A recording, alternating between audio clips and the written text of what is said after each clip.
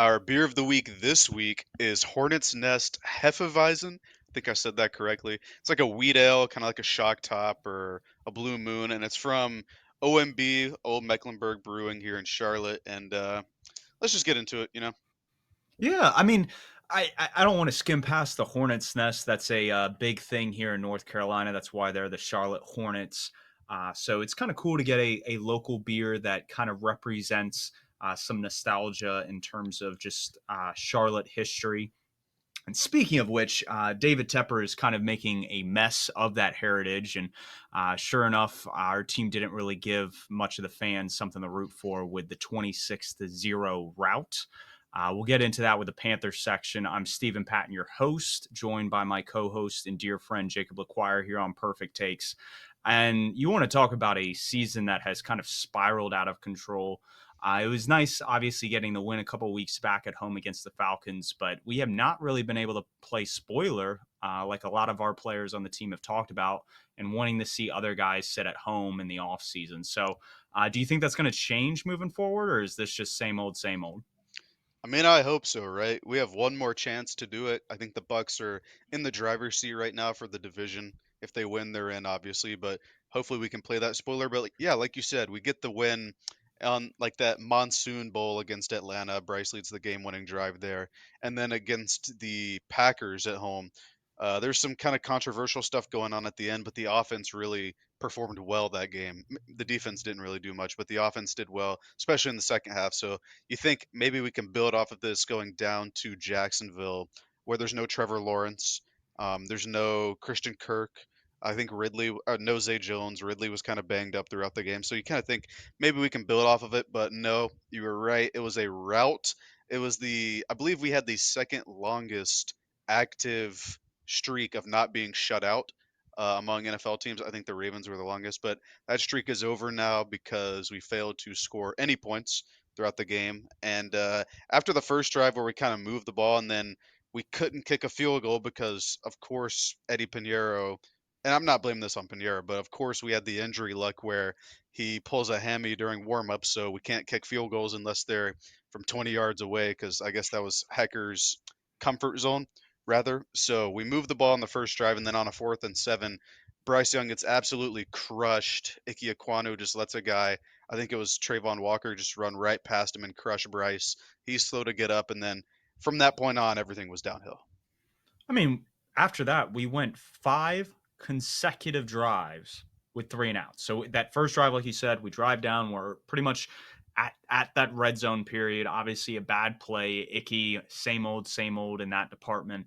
And then there's just no production. And this is one of the things that we talked about several weeks ago about Thomas Brown and this offense is outside of a couple drives throughout the game, we don't have answers. We don't have the ability to adjust. And then later in the second half, when I don't know if really you can get back into it down 19-0, but you're in the third quarter. You're trying to make something happen, and DJ Chark just couldn't catch anything. I mean, the first drop he had across the middle, I put a little bit on Bryce because if he leads him properly, he's walking in the end zone with it, and he doesn't have to die for it. But the two drops after that, especially the one on fourth down when it hits you right in the hands, the defender is not even touching you and you can't bring it in. It's stuff like that that's just been absolutely frustrating to watch with this offense, and it's disheartening across the board.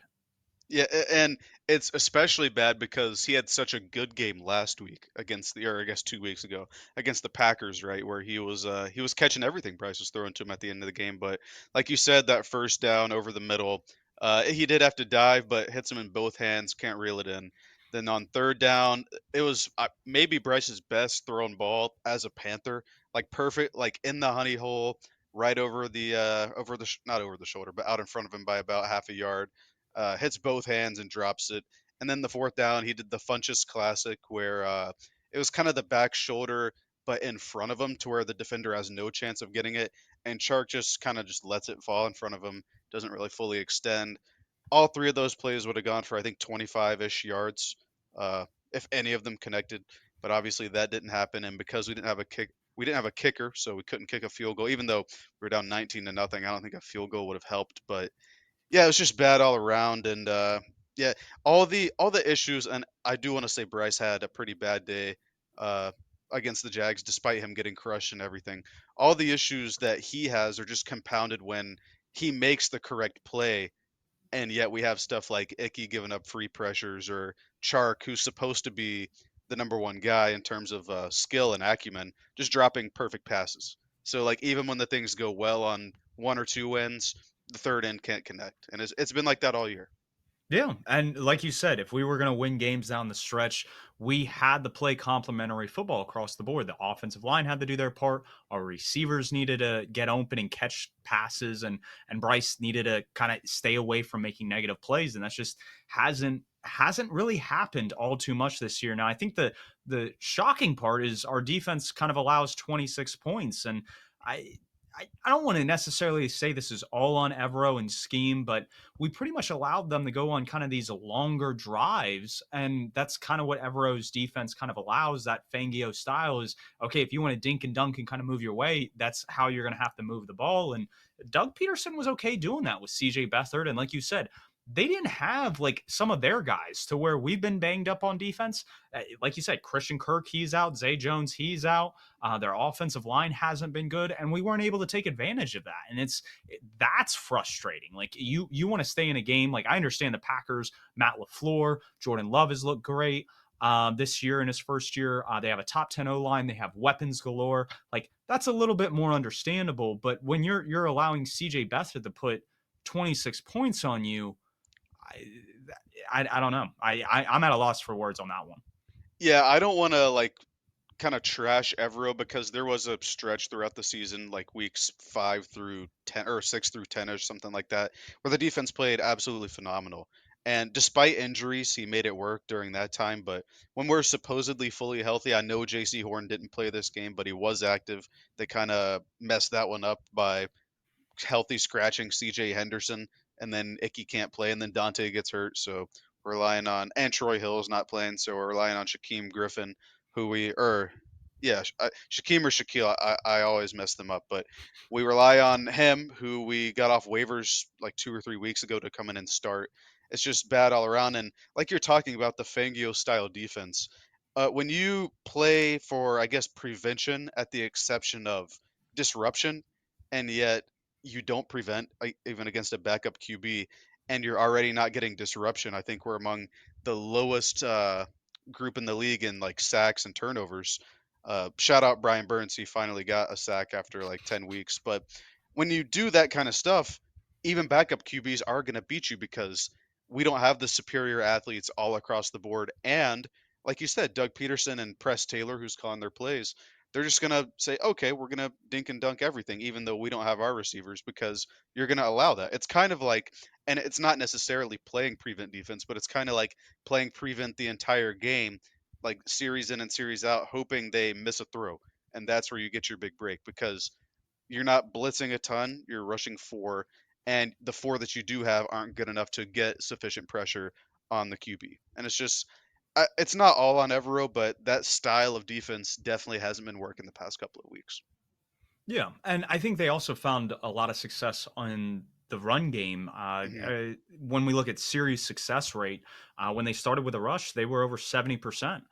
When they started with a pass, they were at about 60%. And on the flip side, the Panthers are 50% from a passing standpoint, and they were abysmal. They were under 30% on series that started with runs. And that's exactly what the Jaguars defense has been doing all year. Mike Caldwell has those guys playing really, really well in terms of run fitting. And I mean, when you have a guy like Trayvon Walker, maybe he isn't necessarily getting after the quarterback, but the way they kind of play some of those gaps, they're able to suffocate and stop the run, which then almost in turn makes the offense one dimensional. So the fact that we weren't able to lean on Chuba and then nothing's going in the passing game, we just completely fell apart. And you would think that on the flip side, exactly like you're saying, Evero's playing this prevent style, like maybe get after a backup. Like send a Hmm. couple guys on a blitz and get him uncomfortable because that's how you're going to force mistakes. That's how you're going to create turnovers, and that would help the offense, giving them a short field, especially when they're already struggling to move the ball. And it was just, I don't know. I don't know if our coaches have checked out at this point in the season. They're just trying to get to the end of the year. But yeah, we played lackluster ball on the road, and we have one more game to kind of prove it before the end of the year. Yeah, for sure. And I hope we do play spoiler to Tampa Bay because it's always fun to beat a division rival. But kind of moving on around the league, you said our coaching staff really didn't take advantage of something on the road. But the game we want to highlight this week, a former coach did take advantage of the tools he has returning to Philadelphia, and that's Jonathan Gannon and his Arizona Cardinals pulling off the upset. They got that late or second half rally, fourth quarter rally, and they were able to beat the Philadelphia Eagles. They were. Jonathan Gannon coming back to Philly. Nick Rawlis, who was the linebackers coach last year in Philadelphia, the defensive coordinator. So I think they have Kazir White on the defense. So a couple familiar faces kind of showing up in that game. And like you said, they fell. Had a deficit 21-6. Kyler Murray threw a pick six early in the game. You think the Eagles are in control of it, and then the Cardinals come storming back. And part of that is, and we talked about this pre-recording, is that the Eagles are down to backup linebackers at this point in the season. Their linebacking core coming into the year was already probably below average. And then you add in the fact that your number one cornerback, Darius Slay, is out. All of a sudden, now they're just going to gash you in the run with James Conner.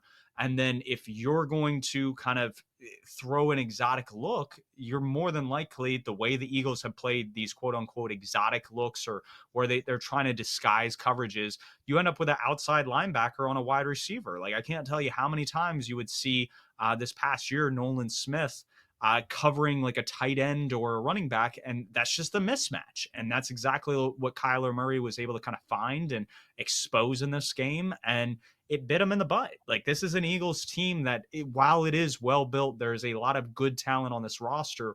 There are a lot of holes, and they're going to have to address this in the offseason one way or another.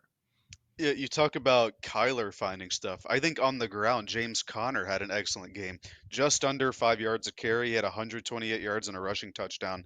That back end, like you're talking about, the entire back seven, not just the DBs, when they're kind of down like that and onto their backups, it's hard for them to deal with a kind of a hard runner like James Conner, who's able to one cut hit the hole and then bowl over people. And we kind of saw that throughout the day. But what I wanted to talk about was on the flip side, the Cardinals defense kind of standing up and holding firm against the Eagles offense. And I know the Eagles have been struggling the past few weeks. I think they've lost what, three in a row at this point. Let me Yeah. Oh, No, no, it's they just beat the Giants, excuse me. oh, they But did. before Yeah, but they've before dropped that, they four out had of the last five. yeah, Yeah. before that they had lost Seahawks, Cowboys, and Niners. And we see this game where, yes, Jalen Hurts does have 3 passing touchdowns, but held him under 200 yards, and those 3 passing touchdowns, do you know who they were? It was Julio Jones. Wait, are Yeah, we talking about the Cardinal? Yeah, we're talking about the yeah, Eagles. Jalen 2 Hurts threw two to Julio and won the Dallas Goddard.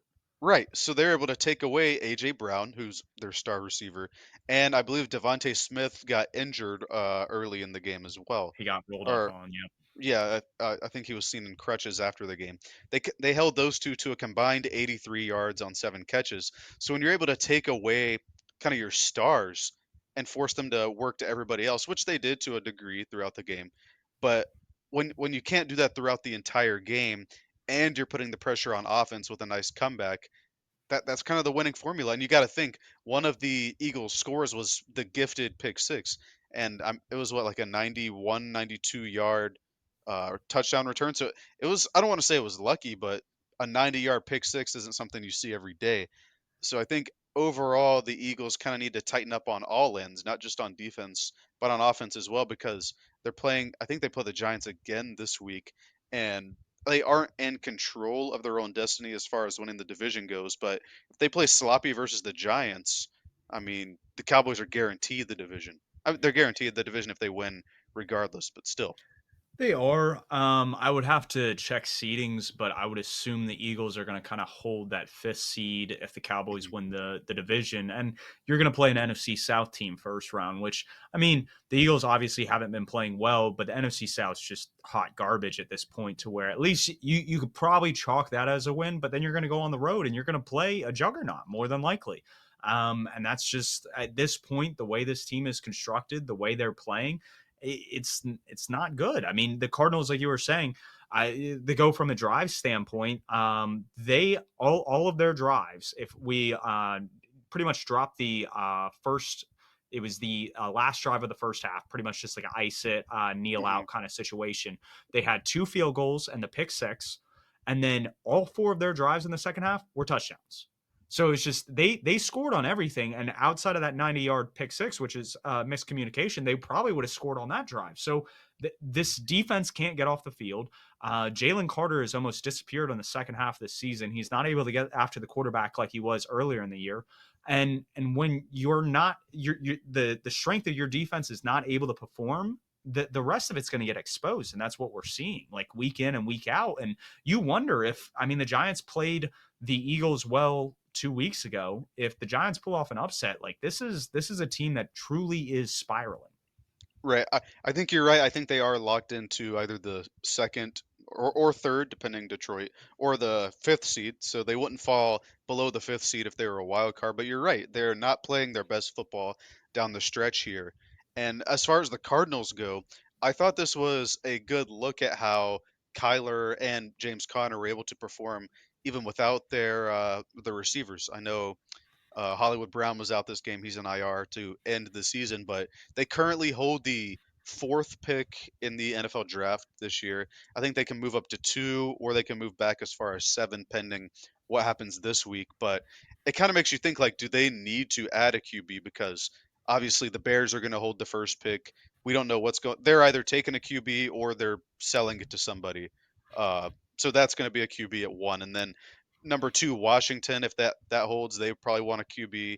Number three, New England, they definitely want a QB. So I don't know if that QB that they want is necessarily going to be there. So you got to wonder, are they going to be a team that looks at Marvin Harrison Jr. or an offensive lineman or something like that? I think the games we saw from Kyler and Connor kind of show that, hey, maybe we can wait another year, or we can retool and add to the offense, and they can be even stronger going forward. I agree with that. I'm very curious to see what the Bears are going to do with the number one overall pick. We'll get a little bit more into it with Coach Talk and talking about Eberflus kind of staying with the Bears. But if they decide to stay with Fields, they don't draft a quarterback, kind of like what they did last year. You wonder, okay, you have two quarterback kind of needy teams in Washington and New England. Do they try to move up to that one spot? Like you said, does Marvin Harrison end up falling? Because I think of the Bears where the flip flop with like Washington or New England get extra picks, they're going to take Marvin Harrison. And I know a lot of people have talked about, okay, you get that Ohio State product, obviously with Justin Fields, who came out of Ohio State. DJ Moore has been balling in Chicago. And again, that's another Panthers player we've shipped out, and he turns around and he starts doing wonders. And it's just like, Career year. wow. Exactly. It's like one of those things like we had talent on this roster and we just ship it out for pennies on the dollar almost. And so I think Arizona being at four, they did bolster their offensive line in last year's draft. Do they go wide receiver again? Do they take a quarterback just in case as insurance? That Well, maybe and develop behind a Kyler Murray. But if so, then who's that quarterback going to be? And you got to think as well, they hold Houston's pick, and Houston may or may not make a wild card, so they could end up having a pick that's around like 16 to 20ish or something like that. So they would have two first round picks as it stands now. It's just what are they going to do with that early one? That's the one that people are probably more concerned with moving forward towards the draft. Yeah, no, I think that's accurate. Again, I think what the Bears do with that number one overall pick is going to dictate how the rest of the dominoes kind of fall into place.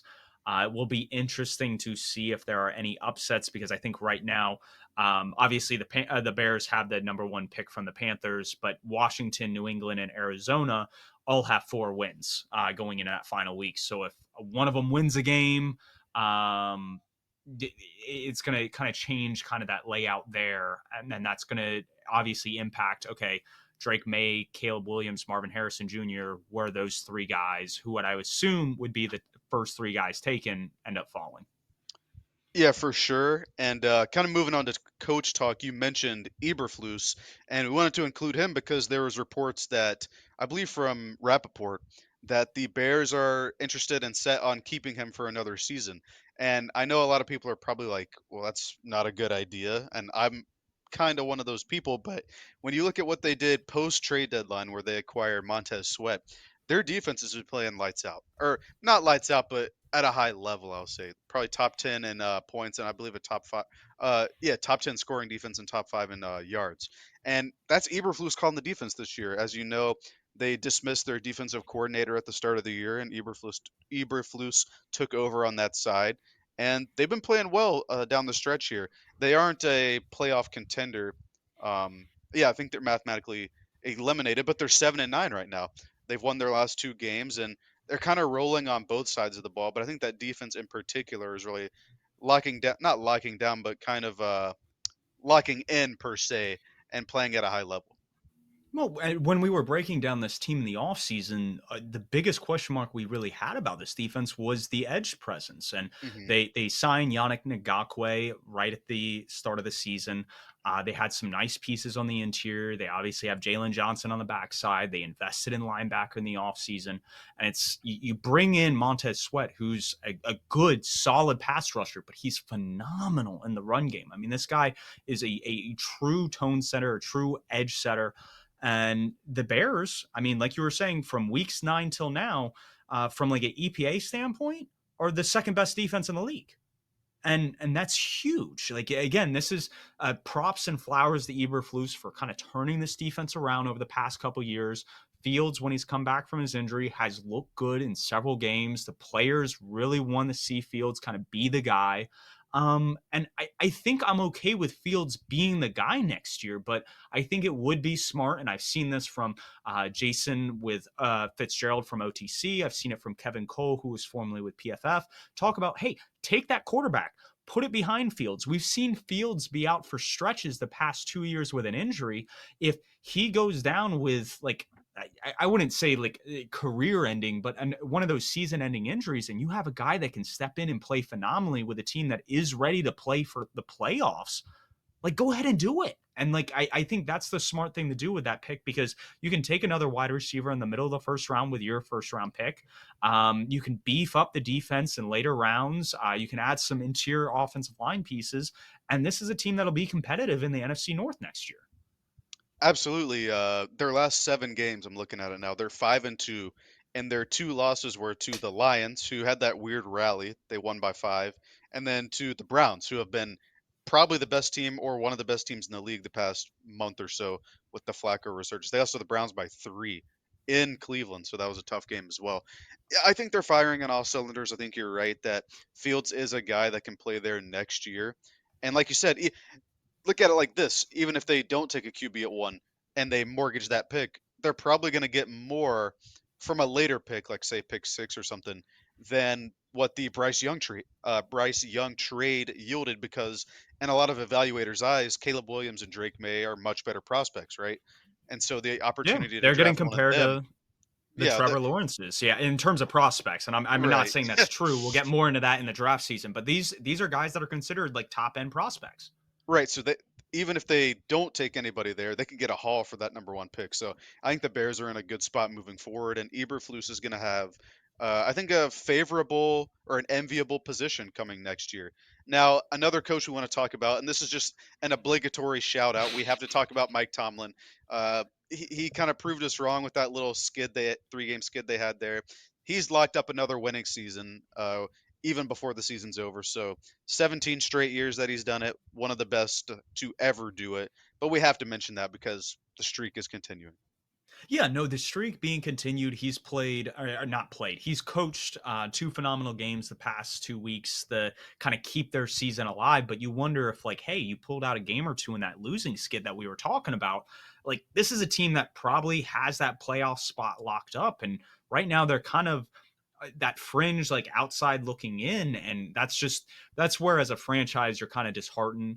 I will say Mason Rudolph has looked a lot better than Mitchell Trubisky. I don't know why it took him so long to get to Mason Rudolph as the starter.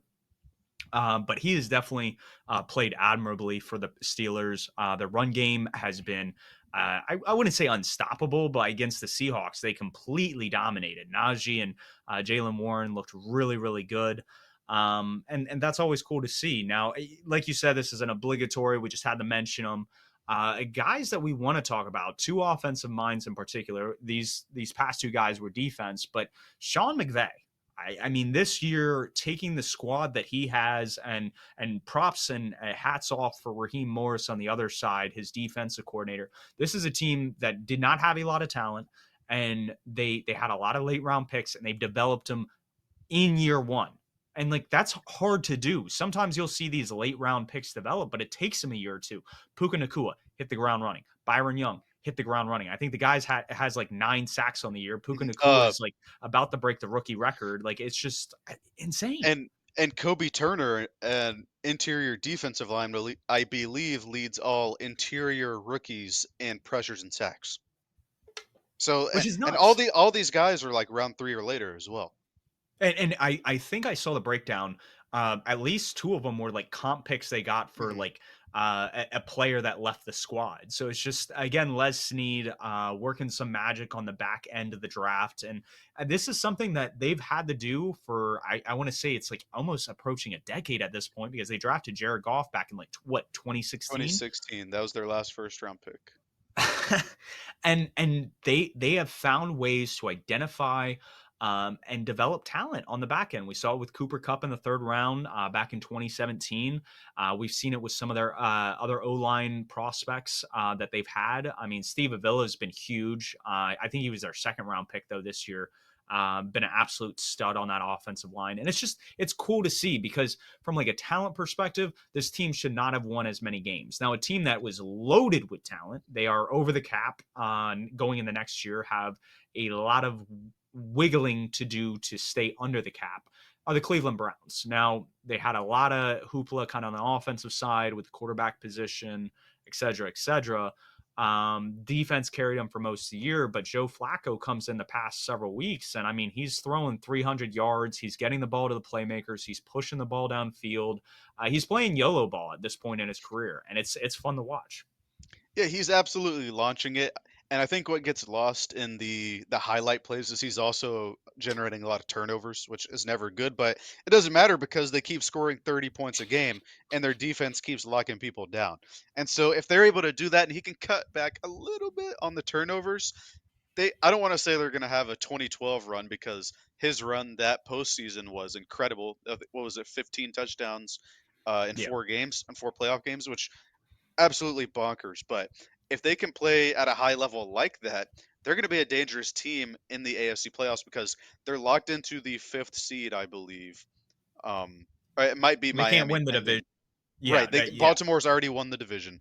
But either way, they're going to play the AFC South most likely in that first round. And like we said, Jacksonville's struggling. I think Houston and Indy aren't complete teams that could like face and beat them in a playoff game. So this is a team that could be dangerous down the stretch. And I I mean, do want to Cleveland give already credit, beat Jacksonville and Houston. Like that's the crazy right, part. and the Colts as well. Yep. 39-38 victory. That was a barn burner. That was fun to watch. Yeah, I do want to give credit to Kevin Stefanski because during our predictions episode, I thought he was going to be the first coach fired due to the poor play of Deshaun Watson, and we were both right there. Watson was absolutely horrific this year in terms of on the field play. But when he was able to kind of get wins with PJ Walker, DTR was serviceable. I wouldn't say he was good, but he was Not serviceable. serviceable. That he's definitely has his rookie struggles. I Hopefully, mean, he develops into a solid backup. But I mean, at this point, he's just used for short yardage plays. 5th round pick rookie, and I think that he didn't like completely shut down games, is what I mean. Okay. They were able to lean on the running game and stuff, and he didn't have to make a ton of plays. But and now down the stretch with I believe 38-year-old Joe Flacco, what he's been able to do for all of them to get them to play at a high level relative to who they are. I guess I'll throw that in there for DTR. I think it's been incredible, and I think you have to discuss him in the coach or have him in the discussion for the coach of the year conversation. I know both of us are big Mike McDaniel fans, but I think it was more expected that their offense would be better. I didn't expect the Browns offense to be this good, and they're firing on all cylinders as of late. Well, I will say even like with seeing kind of the offensive production as late because you bring up points, you bring up the fact that Joe Flacco has kind of been torching teams from that standpoint.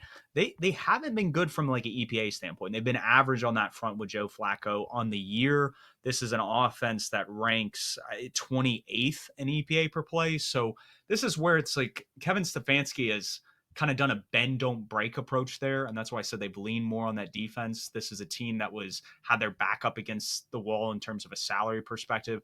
That's my hesitation with handing him coach of the year. This is a guy that had a loaded roster going into the year. You expect them to make the playoffs. You expect them to be in this position. Otherwise, like, why are you paying these guys all this money? That's why I think a job like Sean McVay, what he's done in LA, deserves a lot more credit. Mike McDaniel, what he's doing in Miami, like we saw what that offensive line looked like last year's first year. They didn't really add anybody. Like that offensive line is pretty much the same, and he's been able to mask that with some of his play designs. And obviously, you go up against tougher competition, better defenses. They're able to kind of take that away from you. But this is a team that I did not see keeping Tua like upright in the pocket, and the way they have it schemed up, Tua is getting the ball out of his hands quickly and to the playmakers. And I think a lot of that props to him. And I know Mike McDaniel wasn't on our script here to talk about, but that's where I would say the cut above. I think Kevin Stefanski should be in the running for coach of the year, but that's my hesitation in giving it to him. I hear what you're saying, but you could also argue that the salary, particularly from one player, kind of works against the Browns, especially on offense. True. Like, obviously, they brought in and paid a lot for the defense this year, and I don't want to take anything away from Jim Schwartz, who's been phenomenal this year. But the salary of Watson, where they pushed money into this year from that first year, if I recall correctly, just kind of lopsiding that offensive spending. They have to work around that. Obviously, they have Amari Cooper as a big ticket on offense. But other than that, who are their high paid players? Nick Chubb, who they lost earlier in the Yep. year, right? So they have guys like Elijah Moore or a rookie Cedric Tillman receiver or David Njoku, who I believe they extended before the season. They did. Um, Njoku and Cooper are probably the two highest on offense outside of obviously the Watson contract, which is, I mean, that has looked awful. And then on top of that, the year after that gets handed out, teams have the ability to go after Lamar Jackson, who we'll talk mhm. about a little bit more for 2 first round picks. And I understand you try to sign him to an offer sheet, you negotiate the deal, the Ravens can match it, and Lamar doesn't leave. Now, a team like the Falcons, which we're seeing them spiral this year, and I know Jason talked about this a lot in the offseason, you front load that first year, you're going to make it really hard for Baltimore to match it. And we didn't see a team do that. Like the whole idea was, and I'm buying a little bit more into this. I was a little bit skeptical, but that owner collusion standpoint of going, okay, we saw what happened last year. We're not going to allow this to happen moving forward. And it's bit a lot of teams in the butt because Lamar Jackson looks like he's going to win the MVP 2 years in a row. Now, we're jumping ahead of the gun. We'll talk about playoff scenarios first. And in the driver's seat, first seat in the AFC, that's where the Baltimore Ravens are. And I mean, they are one of the best teams top to bottom. Well, yeah, you talk about the Ravens and you talk about this week, not to gloss over some of the best performances. This was fantasy football championship week for a lot of people. I won the championship in one of my leagues. It was kind of like not a very impressive league. So I'll say that I don't want to gas myself up, but Lamar Jackson was pivotal in that role as well. He led all QBs in scoring this week. Obviously, the 5 touchdowns, 35 rushing yards. He had 36 points in a regular format league, but he was absolutely lights out this week. I believe he had a perfect passer rating as well, which is always difficult to see nowadays, especially with that He's pass done it happy now league. three times, and the list of quarterbacks that have had that, it's like Kurt Warner, Tom Brady, I think Big Ben's on there. Like Right, he with is with in with like a at least goaded. 20 pass attempts. So not like Yeah. five, yeah. So like an actual passing performance, right? Absolutely. And like you were saying with the fantasy kind of winners, out of the 4 leagues I was in the championship for 2 of the leagues. And I had CeeDee Lamb in one, but in that league, I went up against Devontae Adams. In another league, I went up against Kyron Williams and Lamar Jackson. And these were guys that were just going gangbusters this past week. And obviously didn't pull off those wins because I faced some of those performances. But like you said, these were league winning performances. David Njoku had one on Thursday night, having almost a 20-point game as a tight end, which is, I mean, tight ends are hard to come by in terms of production and performance this late in the season with TJ Hawkinson injury, Travis Kelsey kind of falling off. So very cool to see some of these guys impact kind of fantasy playoff implications. Yeah, for sure. If you had any of those guys, CeeDee Lamb, Devontae Adams, you probably won. If you didn't, you probably played against like three people, like you were talking about. But moving forward, we were on the playoff scenarios, and you're right. For the AFC, Baltimore is in that number one seed. They've clinched it. They're holding it. They can't lose it, so they may end up resting some of their players this week. Who knows? And that's probably beneficial for Pitt. Yeah, they play Pittsburgh on the early window on Saturday. But the number two seed is up for, I guess, debate, or it's contested. Currently, Miami holds Prime it, time. but it is, yeah. That's the last game, I believe, of the week, right? That's the night game, yeah, the Sunday night game. But it's either going to be Miami or Buffalo. Miami's holding it right now. If they win, they're in. But if Buffalo wins, they're in. That's going to be a very interesting one to see. But regardless, Miami is already in the playoffs. Buffalo could miss out. A lot would have to happen for them to miss out. I think they'll still make it in. It will be interesting with some of the AFC South games. I believe the Indianapolis Houston game is actually one of the Saturday games, so Hmm. that kind of you'll kind of understand some of the implications going into Sunday of how that game unfolded and how that plays out for everybody else. So that'll be interesting. The Sunday night performance. I remember growing up at least like 10 years ago. It felt like every year it was like an NFC East matchup that final week. And so we get an AFC matchup that could end up being the game of the year. This was a game the Bills controlled early on when they played their first division matchup in Buffalo earlier in the year. The Bills defense doesn't have Matt Milano. They don't have obviously Tre'Davious White. They don't have some of the pieces that were pivotal in that dominant And performance. and And you Von Miller was wonder, a healthy scratch this week as well. This past yeah, week. and I mean, don't get me wrong. Sean McDermott has been able to coach the hell out of these guys. They have played hard in several of these games, but you wonder with some of these pieces they don't have like they had earlier in the year if they're going to be able to stop this Dolphins offense. This is in Miami. This is prime time. I mean, Tua could choke this away, but we've also seen Josh Allen in some prime time performances kind of put up some stinkers. And last week, like as much as they did beat New England, like that wasn't a good performance. It was very sloppy from Josh Allen. There's a reason why Lamar Jackson is an MVP frontrunner. It's because that they don't dominate the games that they should, especially down here at the stretch. Yeah, that Patriots game was just really abysmal. There's no other way to put it. I think early it was like Zappy was 0 of 6 and Josh He Allen threw a was pick 0 of six, right? 3. Yeah, he threw a pick six. Neither of them threw a touchdown. Bailey Zappi threw three interceptions. Josh Allen threw one as well. It was Both had just a a rushing touchdown though, which Yes. was The Zappy 17-yard run was an interesting one. And Josh Allen had two 1-yarders. They weren't tush pushes. He actually ran them in himself, so props to him. But that was a nutty game too because the very first play, Jalen Rieger houses the kickoff opening too. kickoff. Yep. So it was just a wacky game all around. I guess you could chalk it up to being a division game, and division games are always weird. Like earlier in the year, where Mac Jones put 30 points on the Bills, so you can never count out a division game there. And lucky for us, all the games in Week 18 are going to be division games. I always like how they set that up because the implications in the last week are huge with these games. So we'll be lucky to get that one. You already mentioned the Indy and Houston one being on Saturday as well. Another important one on Saturday is the Steelers Ravens. Like we were talking Yep. about, the Steelers can get in. They probably need a little bit of help, but the Ravens don't really have anything to play for, right? I think Lamar's locked up the MVP. It's like he would have to play and throw like six interceptions or something for him not to have it, in my opinion. So we could see the Steelers kind of get that win there if the Ravens are gracious and get 10 wins and kind of move into that 6 or 7 spot. I mean, we saw Huntley play well down the stretch last year. This is an offense that is starting to find its groove. And that's the one thing I think early in the year, a lot of people are knocking Lamar Jackson's stats. This was an offense that was trying to find itself with a new play caller, with a lot of new pieces. And they're now kicking in the gear. Like when they want to generate stuff, like they have a lot of answers.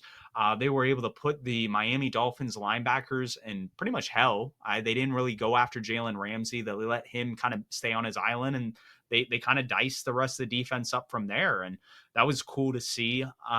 We're going to switch our attention more to the NFC playoff picture now. But San Francisco locked up the 1 seed with kind of the outcomes of the Sunday games, with Philly losing and them winning, of course. The 2 seed is going to come down to probably, I would say, Dallas or Detroit. I think Dallas will beat Washington in Week 18 and kind of lock up that 2 seed and play the 7 seed. The 3 seed will probably be Detroit. And I think the Rams locked up the 6 seed. So Matthew Stafford's going to be coming home. That should be a fun game, wild card weekend. And we'll talk about that more next week. But I mean, that's exciting. As far as I'm concerned, Detroit should have locked up the 2 seed this past weekend, but there were some shenanigans at the end of that game, we'll say. But no, you're right. I think it is going to come down to Dallas or Detroit. Obviously, Dallas will need to lose. Detroit will need to win for that to happen. But Dallas is in the driver's seat because they have the division tiebreaker. And they're in Washington this week, I believe, whereas the Yep. Eagles are in uh, not New York. It's well, They aren't East in New York Rutherford. this East week? Rutherford. No, it is, but Yeah, they they play in are. New Jersey. East Rutherford, New Jersey is where Yeah. the Oh, stadium yeah. is. They Yeah, aren't playing in New York. Yeah, they're yeah, yeah, playing, yeah. but they're both on the Yeah, they're road. correct. Yeah. So neither of these are like home game gimmies. Like they could mess these up. Like we talked about, the Commanders are feisty in division games this year. The Giants played the Eagles pretty well until the end there a couple weeks ago. So both of those games could go either way. Not either way, but they could put up a fight. And then Detroit's locked up the division. Obviously, it's just a matter of, are they the 2 or the 3? And I kind of hope they get that 3, like you're talking about, have the Matthew Stafford reunion. Yep. But I do think the Lions outclass the Rams at a lot of positions, talent wise. So that'll be interesting. And then the number 4 seed, our NFC South representative, I believe Tampa Bay is in the driver's seat, but all 3 teams, not all 4, because the Panthers aren't there, but all 3 teams do have a shot at it. Yeah, I mean, so Baker towards the end of the game last week against the Saints, and they could have wrapped up the division with a win there. They don't lock it up. They got dominated on both sides of the ball for the majority of the game. Baker Mayfield had a rib injury, and you wonder if he's a little shaken up. If the Panthers, which our 2 wins have come at home, we played them well in Tampa a few weeks back. If we're able to kind of like disrupt some of the stuff they do, Bryce Young is able to take advantage against a bad Bucs defense. There's a chance we play upset, and then that really like gives New Orleans in that Atlanta game kind of the driver's seat for the NFC South. And I want to let you guys know is that Atlanta is good at home. They have played really, really well at home this year, but when they're on the road, they are not good, and they are going to be in New Orleans for this game. I think this is time for Derek Carr to prove kind of why the Saints paid him. I understand they're in some cap hell themselves, and so you wonder if they can kind of redeem kind of the year. There's been talks that Dennis Allen is going to be back next year, and I don't know if that's best for that franchise. I don't think the defense has been bad, but they do need to find new answers, especially at that play caller. Pete Carmichael is just not the answer there. Any thoughts on the NFC South before we talk about the wild card? Well, I do kind of wish that they weren't all at the same time. Like both these games are at 1 p.m. Like it would be cool if Panthers Bucks were at 1 and we beat them. So then the Bucks would have to wait and see. Well, no, the Bucks would be out, but then it'd be like, oh, there's more pressure on this game for the Falcons and Saints. We got to lock in, we got to win. But it is at the same time. So hopefully one of the games wraps, or our game wraps up quick, so the Falcons and Saints can see what's at stake. But I do believe those 3 teams mathematically have a shot at the 7th seed if they miss out. But I think Seattle, Green Bay, and Minnesota are all ahead of them, both in terms of talent and like tiebreakers. So it's going to come down to Seattle, Green Bay, or Minnesota. And I think Green Bay is playing well as of late, but I would love to see Seattle in there. I know both of us were high on Seattle at the start of the season, and hopefully they can get in and make some noise in the playoffs. Well, that's the thing. If Seattle gets in, they're going to go to Dallas, have a rematch of that barn burner that was a few weeks ago in prime time. I think it was like the week after Thanksgiving. And so that'd be exciting to see. Green Bay, they're going to have a home game in Lambeau against Chicago. They absolutely ran Chicago out of the building in Chicago earlier in the season. I think that was like week 1. So those, I think those two teams are pretty much in the driver's seat for that seeding. I thought Green Bay would win the division this year. That obviously didn't happen, but this is a team moving forward that I think the Packers, like, they figure out a defensive play caller situation. They add a little bit more depth on the back end. I know there's been some drama with Jair Alexander, and they haven't really had a number two corner. Again, I don't know why they traded away Rasul Douglas for a late round pick. He's been balling in Buffalo, and he'd be huge in kind of their playoff push. But it's going to be a spicy game, I think, in Dallas, because I think Dallas locks up the two. I really want to see the Detroit Rams game. I think the Rams play teams really, really well. And they could be a feisty play, and then you'll probably end up having either the Bucs or Saints hosting the Eagles. Yeah, and I feel bad for the Bucks or Saints because I think the Eagles are going to be convicted in that game because, like we talked about, they haven't been playing their best ball down the stretch here. And if they want to make a run, this is the team that made it to the Super Bowl last year, right? So they know what it takes. And I think that once they realize, hey, we need to lock in here, we need to get stuff done, I think they'll take care of the NFC South representative there pretty easily. But yeah, it is going to be interesting, Seattle or Green Bay, I think, for that 7th seed. Jordan Love has impressed me down the stretch. He had a very, we'll just say, very poor start to the season. Those first 3 weeks, he was missing receivers. He just wasn't accurate. But I don't know what clicked, but maybe it was just getting used to the young receivers around him because I think they have the youngest skill position group in the entire league. All their starting receivers and most of their depth are either first or second year, and it's the same for their tight ends as well. So I think once he got used to that and they built the rapport, they're able to really click and find stuff. And Matt LaFleur obviously is a good scheme, like he can scheme up some stuff. I think it's going to be interesting because they would play Dallas, presumably Dallas. I think we can say Dallas is the favorite for that 2 seed. And I think that would be an interesting game as well because, like we are talking about, they are playing well as of late. It would just be, can they hold or can they not allow Dallas to score 50 or something, because Dallas is capable of doing that, especially against a poor defense. They are. The Seahawks, I think their biggest struggle is when Nwoza went down earlier in the season. Their run game started to become abysmal, and we've seen a lot of teams take advantage of that. Then they have guys in the secondary like Reek Woolen. I mean, great in coverage, but I mean, this might be a little bit vulgar, but he's a little bit of a pussy when it comes to like run game fitting. Like, this guy just stands on the side and he doesn't get in there. And I know George Pickens got a lot of heat for kind of the same thing with not being active in blocking, and it's just, I don't want to say that the league's gotten soft, but some of these players just look out for their own health and safety rather than their team. And I personally enjoy watching team players. Like, I think it was the week after George Pickens wasn't blocking for Jalen Warren. Jalen Warren was like a lead blocker for a wide receiver, and he blew up a linebacker. It's just, that's the kind of like play you want to see from your players. Those are team players. Those are guys that should be extended. When you aren't playing team ball, it just, it's bad the next day in the film room, and you have guys looking at you like, really, like, that was the effort you put in. Yeah, Woolen's definitely regressed, I think, from his rookie. I think his coverage has regressed as well. And I think it's a lot worse as a DB not willing to fit the run than a receiver not blocking downfield. Yeah, no, That's no. that's one of the things when I'm looking at DB college, like college DB film, is always, are they willing to fit the run, especially corners, and like 90% of them it's no. Like, unless you go to Alabama or Georgia, it's probably a no. But yeah, that's something that needs to he needs to increase his ability to fit the run there if they want to make a run in the playoffs here uh, down the stretch. But I don't know. I don't think they're going to beat Dallas if they get matched up against them. No, like I said, the best you could hope for is a barn burner situation like it was a few weeks back. And I jumped the gun earlier. Almost skipped a few segments.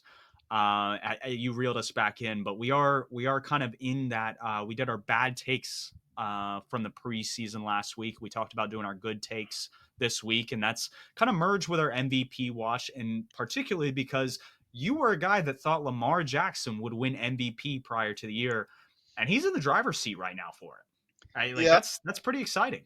yeah, I'll take my victory lap on that one. Everything, it didn't happen as quickly as I thought. I thought that he would be able to mesh to Todd Monken's scheme a bit quicker. But like you're talking about, new play caller, new weapons. It needs time to kind of gel for everything to work out. And now down the stretch, it is working out. And they did have some good games early. I don't want to take away from that. I think it was week 5 or 6 where they absolutely destroyed the Lions in Detroit. And then they No, it was go. in Baltimore. That was in Oh, that Baltimore. was in Baltimore? Yeah. Yeah, my bad. But they beat them, they beat the Seahawks, who were also good at the time, and then a couple weeks ago, they obviously tear up the 49ers in Santa Clara, and now they take care of business against Miami. They're just able to beat the good teams when it matters, and even all their losses, like we talked about, they were in control for a good part of the game. They just fumbled it at the end there. I think this is one of the most dangerous teams to play in the playoffs, especially because Lamar Jackson's playing at an MVP level and that defense is playing at a high level. So I'm interested to see how they progress through the playoff picture because they will have the bye week, obviously. So that'll be a good time to rest up. But then they'll be playing, I think, the winner of the 4-5 game, I think is how it works. So we could get a Cleveland Baltimore matchup there. And then my other take that I'm proud of is we did breakout candidates and X factors for all 32 teams in. You kind of took the X factors for most of them. I kind of took the breakout candidates. And I said Justin Fields would be the Bears breakout candidate. And early in the year, that looked to be a lost cause, and then he gets injured. But coming back from that injury, he's been absolutely phenomenal. He's I don't want to say he's been like miles above everyone else in his draft class, but this season he's absolutely been the best QB from his class, including Lawrence, Zach Wilson, Mac Jones, and Trey Lance, who is a backup now. Most of those guys are backups now, except for Lawrence, but he's been very good down the stretch this year. And like we talked about earlier, he's creating a tough conversation for the Bears front office moving forward. Hopefully, I'd like to see them keep him for a year and use their treasure trove of picks to bolster the team around him. But we'll see what happens there. We will. And I think that's a good call. He has turned it on down the stretch. They've looked like a very competitive team, like we talked about earlier in the podcast. Some of the good takes and going off kind of the Ravens and how that team is built. A take I had was Eric DeCosta should be exactly the year, and I don't think that has changed. I mean, they we talked about this in the off season of you want a front office that is in tandem with your coaching staff. You want a solid marriage and relationship between those two, and I couldn't applaud that more. They bring in Todd Monken, who is a pass heavy guy, and they go, okay, we're going to bring in Nelson Aguilar, we're going to bring in Odell Beckham, and they might have overpaid Odell a little bit. Who cares? They draft Zay Flowers first round. They had Mark Andrews. Oh, Mark Andrews go down. We have the second year tight end that was awesome his rookie year, and he's taken a step. Isaiah Likely had a phenomenal one-handed catch on fourth down against the Dolphins and took it to the house. I mean, this is a team that has answers for a lot of different things. And then you look on the defensive side. They go out, they trade for Roquan Smith. He allows them to kind of shut down some of these 21 personnel, 12 personnel, these heavy personnel package looks. And he does it. Mike McDonald does it so well. But this is a team that can stop some of the most high-powered offenses, whether it be Kyle Shanahan, Mike McDaniel, Andy Reid. Like, this is a defense that is ready to make a playoff push. This is an offense that is finding its gear. And this feels different than 2019. This feels like they have answers for almost anything you can throw at them. And I think this is a team that is going to probably be in the Super Bowl. Yeah, I couldn't agree more there. 2019, it feels like Lamar Jackson was just dragging that offense to He the was, playoffs. yeah. And because like he had Hollywood Brown who was injured and like Willie Snead. And now He even did have though Mark Andrews then, but yeah, but no, it was a much very bare younger Mark bones. Andrews as well. Um and now he doesn't have, or granted, he has an older Odell Beckham, but he has Odell, who's been good this year. He's been better than I thought he would be after not playing at all last year. Zay Flowers has been phenomenal. I know both of us were big fans of him in the draft this year. And then even guys like Aguilar, who are like ancillary players, serve a role. And all of that meshing with Todd Monken's scheme it's working out for the best. And I can't credit DaCosta more. And you talk about what they did last year too, bringing in a new defensive coordinator and bringing in guys that fit to his strength, and Roquan Smith and Kyle Hamilton, who went like 14th in the draft or something. I thought he was the best player in the draft. He's probably already the best safety in the league, both in fitting the run, tackling, and covering. So what they're able to do, like what you were talking about, being in tandem with the coaching staff year or like 2 years in a row, I couldn't think of a better executive or general manager to pick than Eric DaCosta. Yeah, no, I think he's that guy. This is a team that's just been so well coached, so well built over the past, like, it feels like 15, 20 years at this point. And that's dating back to when they had Ray Lewis and Ed Reed on the defense to now who they have, and guys like Roquan Smith and, like you were saying, Kyle Hamilton. And they've been able to modify some things, but they still play a very physical brand of football that is on point with who the Baltimore Ravens are, which is awesome to see. Now, another take I had as we wrap up this section was I thought Josh Allen, I thought he would lead the league in passing touchdowns and total touchdowns. I think he's like tied for third or in the top five with passing touchdowns at 27. But him and Jalen Hurts, unfortunately this year, in 16 games, because we haven't played week 18 yet. They beat Cam's record. Both of them have 15 rushing touchdowns. Josh Allen does lead the league in total touchdowns. And the Buffalo Bills have found kind of their way. I know they had a lot of hiccups with turnovers. They fired their offensive coordinator, but this is an offense and a team that I don't think anybody wants to play in the postseason. This is one of those teams that you want to see a wild card team kind of make a push for the Super Bowl. I think the Buffalo Bills are that team in the AFC. So Josh Allen's kind of the spearhead of that. I think if they had won a couple more games, he would definitely be in the MVP conversation. I know a lot of people on the analytics front want to say he is the MVP, but again, there were too many poor performances early in the year for me to kind of give him his due in that respect. Yeah, as far as the MVP goes, and I know it's evolved into more of a stats award, but to me, what Lamar Jackson's done, even though he doesn't have the stats, and a lot of that's because they blow out teams and put the backup QB in the third and the fourth quarter instead of playing him the whole game.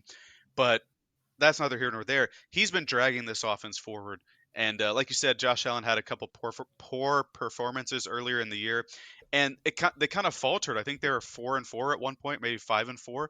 And when you get kind of behind the chains like that, so to speak, and you're not in like you don't you're not in the driver's seat for that number one seed, or you have to win the last game of the year to win your division, stuff like that. Whereas Baltimore's already taken care of that. They won their division like 4 weeks ago, and they were the number one seed. I think a couple weeks ago after that Niners win. When that kind of stuff happen, or actually no, after this past week. But when that kind of stuff happens before the end of the year, you're in a good spot there. Yeah, no, it's definitely nice to kind of put yourself in the cruise control as the Baltimore Ravens. The Bills are definitely still having to fight for stuff, and they're a little bit beat up. It's one of those things that there are holes on that team, and there aren't holes on the Ravens from what it's looked like over the past couple weeks. So definitely be interesting to see in terms of playoff matchups moving forward, and we'll have a better idea of kind of the scope of that after next week. But we'll talk about the upcoming game against the Bucs. We've kind of talked about it loosely already. But this is a team that we lost to 21-18. We held a brief lead before a massive Mike Evans touchdown. And you hope if JC Horn's back, if he's able to kind of man up with him.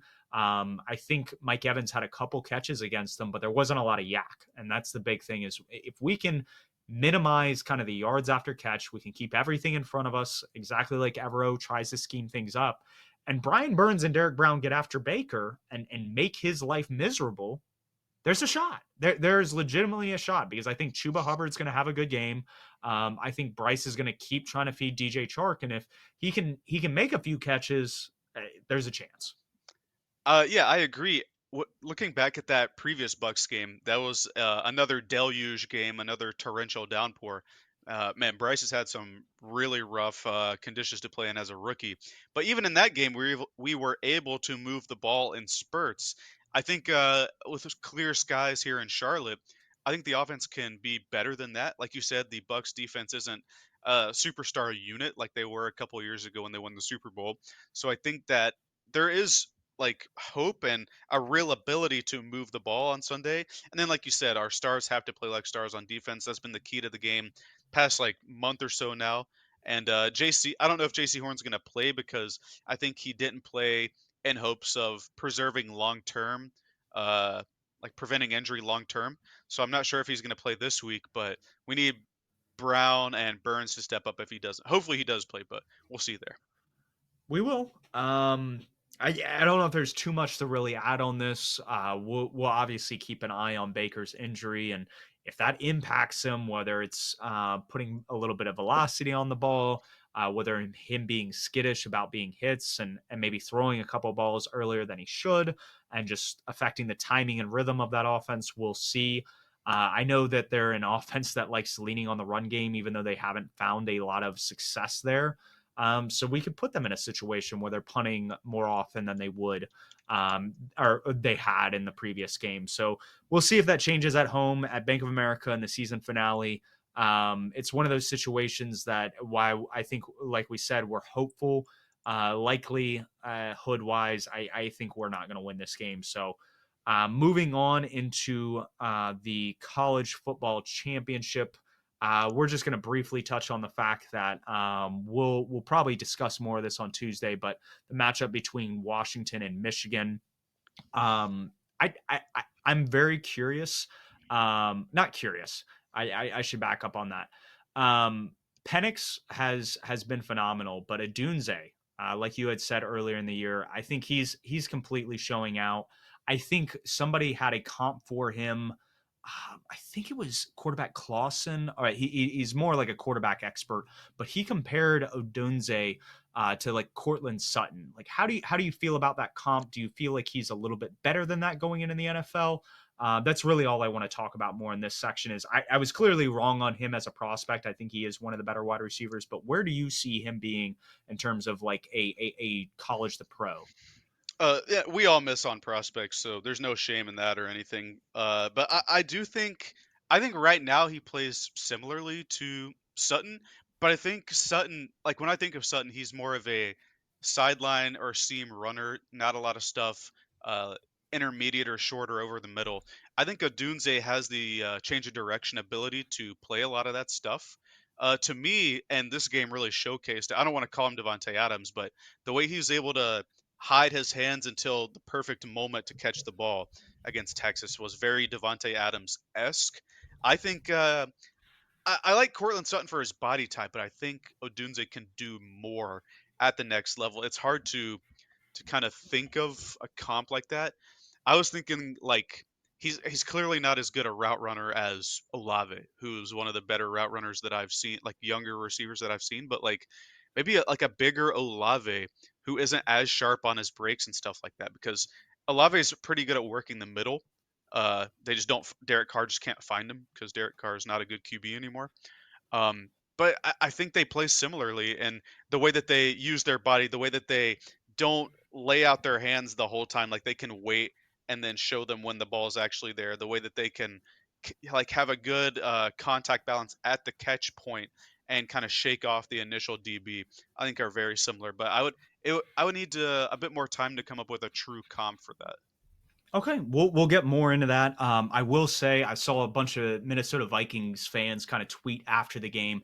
They would love to see Penix in a Vikings jersey, and because he isn't one of the top prospects, you could get him later first, maybe second round pick.